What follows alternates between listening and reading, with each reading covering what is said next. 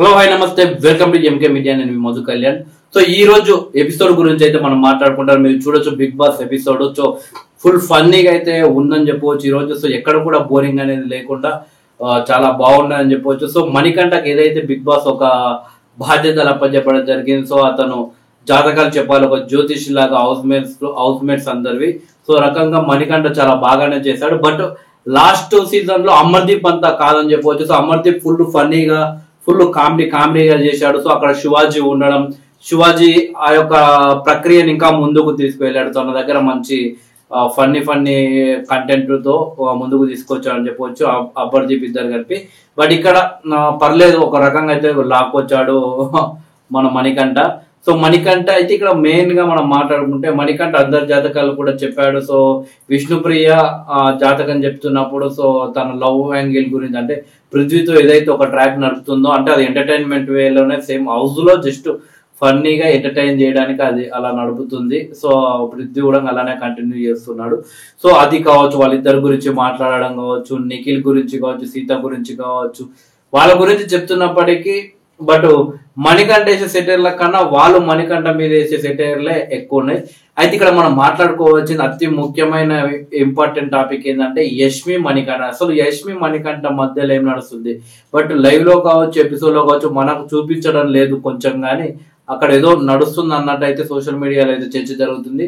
So ఈ రోజు జరిగిన ఎపిసోడ్ చూడగానే యష్మి ఉండి మణికంఠతో మాట్లాడుతుంటే, మణికంఠ జాతకం చెప్పినప్పుడు యష్మి చెప్తుంది, సో నాకు నీ నవ్వు అంటే చాలా ఇష్టం, నేను స్టార్టింగ్ లో ఆ నవ్వుకే పడిపోయాను, ఆ తర్వాత నీకు పెళ్ళై పిల్లలు అని తెలియగానే నేను సైడ్ అయిపోయాను, లేకుంటే నువ్వు నాకు చాలా ఇష్టం అని చెప్పేసి యష్మి చెప్పడం జరుగుతుంది. దానికి మణికంఠ కూడా నవ్వుతుంటారు, హౌస్ మేట్లు అంతా షాక్ అవుతారు.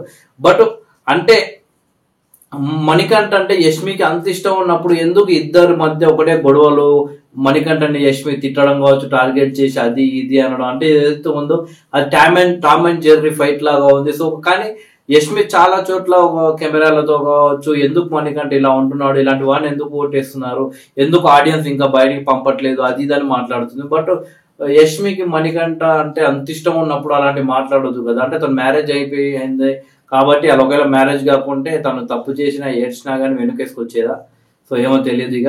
సో అదైతే మొత్తం మీద యష్మి మనసులో మణికంఠ అంటే చాలా ఇష్టం ఉందని అయితే బయట పెట్టడం జరిగింది ఈ రోజు ఎపిసోడ్ లో.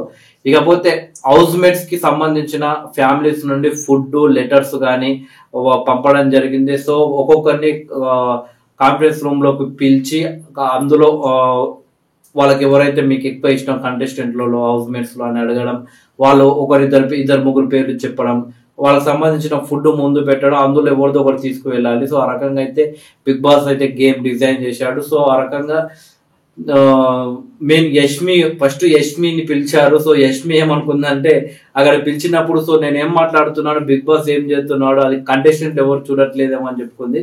సో ఎందుకంటే మెయిన్ గా యష్మి వచ్చేసి నీకెవరంటే ఎక్కువ ఇష్టం అని బిగ్ బాస్ అడిగితే తను ప్రేరణ పేరు చెప్పకుండా పృథ్వీ నిఖిల్ పేరు చెప్పడం జరిగింది. బట్ తను నిన్న మన టాస్క్ లో కావచ్చు అక్కడ ఇక్కడ ఎక్కడ చూసినా అని నాకు ప్రేరణ ఫ్రెండ్, బెస్ట్ ఫ్రెండ్, అది ఇది అని చెప్పేది. బట్ తీరా చూస్తే ప్రేరణ యొక్క పేరు బిగ్ బాస్ అయితే చెప్పలేదు. సో అక్కడ బిగ్ బాస్ అయితే నిఖిల్ మణికంఠకు సంబంధించిన ఫుడ్ లెటర్స్ పెట్టడం జరిగింది.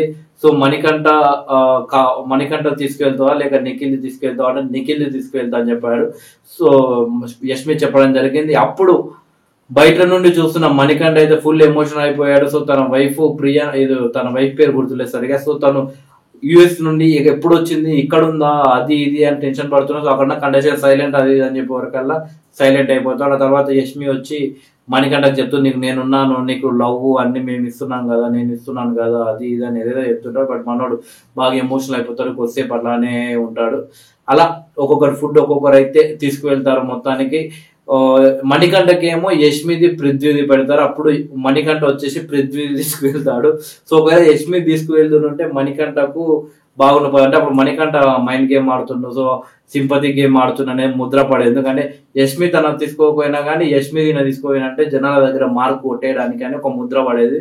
బట్ మణికంఠ సో తన తోచినట్టు లేక తను అనుకోను లేక ఎలానో అలా కానీ పృథ్వీది తీసుకువెళ్ళి కరెక్ట్ పని చేసిన అని చెప్పవచ్చు. బట్ యష్మి కూడా అప్పుడు ఎలాంటి అరవకుండా ఎలా ఎమోషనల్ కాకుండా ఉండడం జరిగింది. ఒకవేళ తను ఏమైనా ఎక్స్ట్రా చేసినా కానీ తనకు బాగా బ్యాడ్ అయిపోదు.